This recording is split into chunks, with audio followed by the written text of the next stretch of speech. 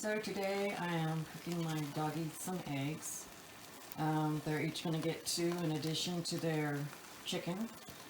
The chicken portion's a little bit smaller than normal, so I happen to have an abundance of eggs. So I'm just going to cook them with the lid on. So fortunately with dogs, they don't necessarily have to be tasty or spiced, seasoned. And they know that I'm cooking for them, so they're kind of all like excited. You know right. You know right. Ooh. So the eggs look pretty done. The yolks are nice and firm.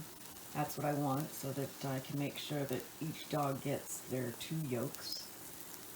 Not so worried about the white, so I'll just put this on a plate so it'll cool down, and then I'll divvy it up, and I'll be feeding them in a little bit.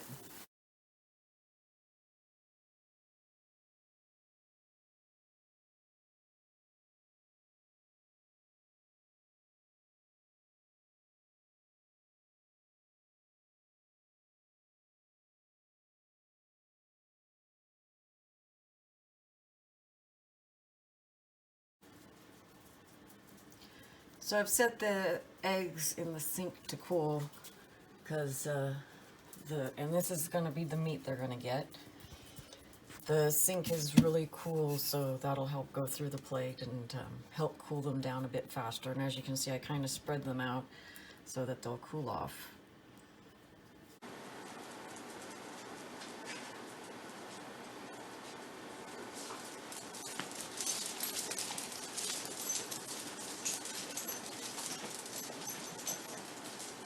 Hey everybody, this is Zena Awesome, and now that the eggs have cooled down, quiet Java, back, honey, back. I'm going to go ahead and feed my babies. Why do I do raw feeding? Well, one of the main reasons I do raw feeding is because they're poop, Java, quiet. Better. Their poop is a lot less stinky, and they poop less. So, no. No. Java, quiet. No. Java, no. So, I figure if I can feed my dogs a healthy diet for the same price as low quality, no, Java, no. I'll get the squirt bottle. That's right. So that's where I talk about dogs understanding words. She knows what the squirt bottle is and she doesn't like it. I do have a squirt bottle full of water, and when I can't get their attention by using words, my dogs don't like to be squirted in the face with water, so it works, and I can do it at a pretty long distance.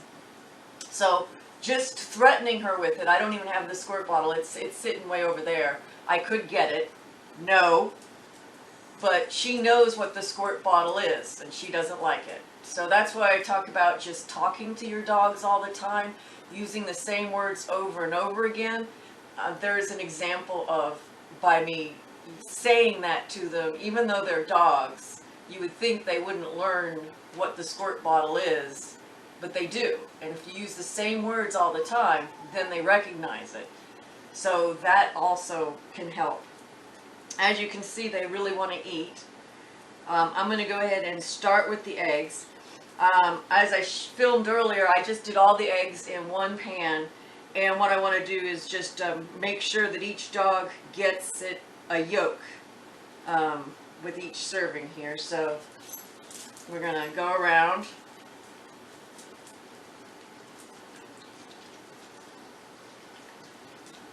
And poor little Java's going to feel like she's missing out, but she's not. She's going to get fed too.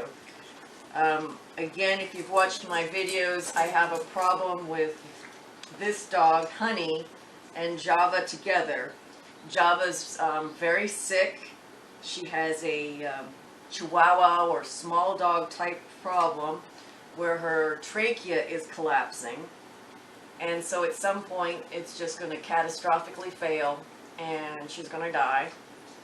And apparently Honey senses that and just wants to kill her now.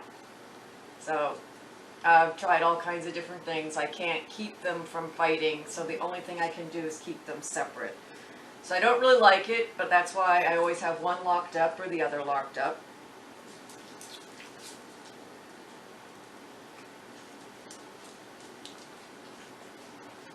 They're both mommy dogs.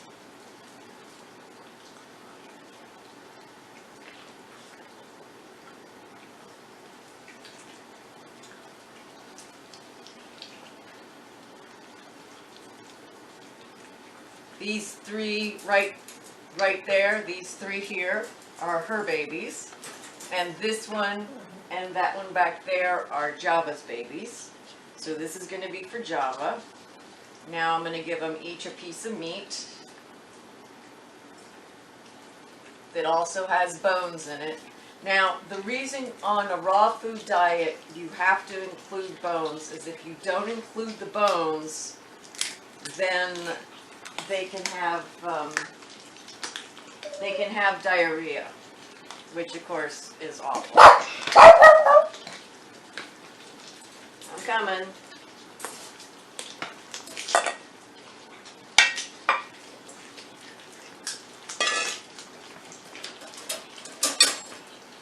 There you go, baby.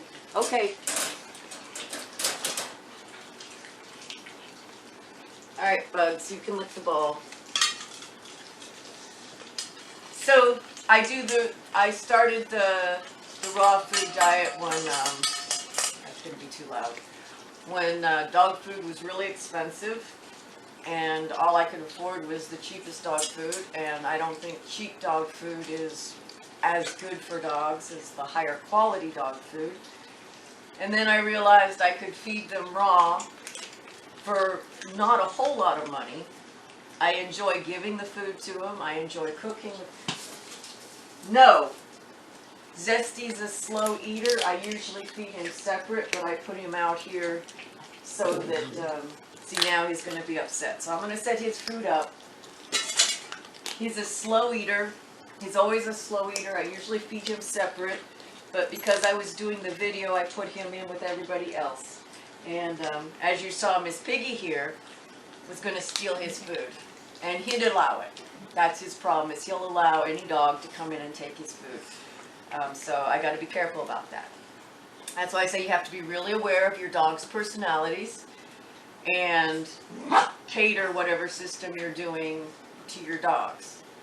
So when I found out I could raw feed my dogs for the same price as cheap dog food, I started doing it, and then I discovered the benefits of, they have better breath, I think, because the bones tend to keep their mouths clean, so they don't really usually have real doggy breath, which of course, as you've seen in a lot of my videos, that the dogs are literally up in my face, so that's a nice thing. It helps keep their teeth cleaner. I was a little hesitant when I started with dogs because dogs have a lot of rules. I originally started with my cats. Cats are simple. You can feed them one type of food and then you have to add hearts. But with dogs, they have to have a variety of rules. The general rule is no more than 50% should come from one type of food, and that you have to include the raw bones. If you're not going to include raw bones, you have to include bone meal or other things that compensates for the not having bones. The bones are a really, really important part of the diet. And then 10% of their diet needs to be organs. And by organs, they specifically say secreting organs. So like I mentioned with the cats, they have to have hearts, and that's because with cats they need the taurine, and all hearts have taurine. But hearts wouldn't count as organ meat for dogs, because dogs need secreting organ meat, so they need liver or kidney or intestine, that type of thing. So 10% of their diet should be secreting organs, and then of course the variety. That's why I cooked them eggs. And you don't have to do it in every meal. That's kind of what dog food tries to do. It tries to put everything they need into one food. I feed my dogs more like how we eat. We don't eat everything all ground up and in one meal, one food that we eat every day, 3 times a day. We don't put our veggies and our meat and our carbs and all that in there. We separated it out, and we just use a little common sense. So I will buy them, and you'll see this in my videos. I buy them pork, and I buy them beef, and I buy them turkey. And then for organs, I get them kidneys and sometimes liver. I try to make sure I mess it up and mix it up, mess it up. So the general idea is you just kind of do the rule of thumb. You know how much you're feeding them. One thing, like right now, they're eating a lot of chicken, so that's why I'm going to be supplementing it with eggs. I'll also take, just like I did with the chicken that was freezer burned, if I have anything in the freezer that gets old or that I decide I'm probably not going to eat, I'll fix it for them. So I do occasionally fix them things like fish or other stuff that's just been in the freezer too long. So you just got to pay attention. It's not where it has to be absolutely exact. And as I've said before, that these three right here, which are Honey's babies, they've only ever eaten a raw food diet. And I think it ends up that all 3 of them had parvo when they were 12 weeks old. One of them went to the vet. That's how I knew they had parvo. They had just recently had their parvo vaccine, which after I read about seems to increase the mortality rate from parvo, which was very frustrating. But so he got treatment and IV fluids. These 2 I treated at home. Basically I used enemas for hydration. Using a syringe, I would water them every half hour, because that's one of the big problems with parvo is dehydration. But it's often It's often not the parvo itself that kills the dogs. It's the infections after the parvo, because what happens is they usually shed their intestinal lining, and then their immune system is compromised, and then they get sick from something else. I really believe that because they were raw fed, they never shed their intestinal lining, and I say that because I didn't think that Hero had parvo, because what he was doing is he was just throwing up. He had a little bit of diarrhea, but I've seen the diarrhea of dogs that have parvo, and it's usually like just a huge mess, to be graphic. But he had diarrhea, but it wasn't that type of diarrhea, and that's why I don't think he shed his intestinal linings. And these other dogs really didn't have the same type of diarrhea. They just were throwing up. They weren't able to hold in the water. They were throwing it up as opposed to the diarrhea side, and of course they couldn't eat. So the big thing was to keep them hydrated, which I did, and all 3 of them lived. So having 3 12-week-old puppies with parvo and having all 3 of them survive is very, very unusual, and I really attribute that to the raw food diet, and that made me even a firmer believer that whatever it is that's different than dog food, that it made a difference. They lived because of it. And so occasionally I think about going back to dog food, but then I also remember how bad dog food poop smells, and that's my big encouragement not to do it. And, after a while, it's like anything you do. You learn to work around it. You learn to figure out how to carry food with you when you travel, or where to buy food, and you just get used to it. So, I covered some of the basics of raw food. The cornerstone of the raw feeding is no more than 20% one type of food, that you include 10% no more than 50% of one type of food. You include 10% organ secreting meat, and you have to have bones as part of the diet. And remember, cooked bones, there's a lot of cooked bones that are bad for dogs. And raw bones are different. That's why they could eat raw bones in the wild, but you can't. So for example, cooked chicken bones are bad for dogs. That's why often when I make meat for myself, I cut the meat off before I cook it so that I can give the dogs the bones. Because if I cook the chicken with the bones, now the dogs can't eat it. Because cooked chicken bones are bad for dogs, as are cooked pork bones. But cooked beef bones are okay. But like with these were actually raw beef bones. These were beef ribs, and it takes them a long time to eat them. They do slowly but surely wear them down, and they still love them.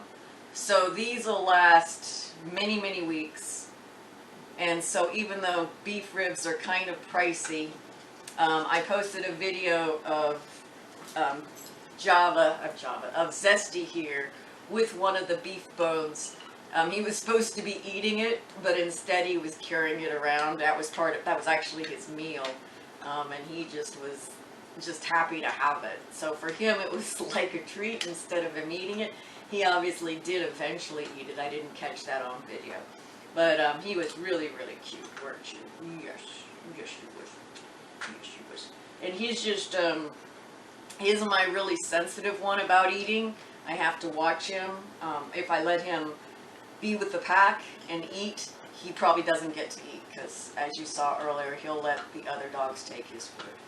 So you have to be very aware of your dog's personality, and cater to it a little bit. Yeah. You good boy? Yes, I know. I know. And yeah, I don't really think about the fact that my dogs don't have dog breath. Yeah. That's right. They don't have dog breath. They don't. You don't have dog breath. Yeah, and I think, again, that's the raw feeding. Oh.